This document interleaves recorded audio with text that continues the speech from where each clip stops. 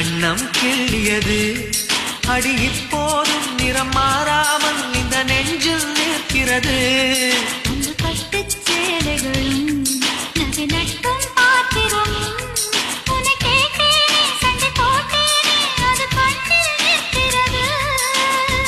ஜாதி மல்லிப்பூவே தங்க வெண்ணிலாவே ஆசை தீரவே பேசலாம் முதல் நாள் இரவு.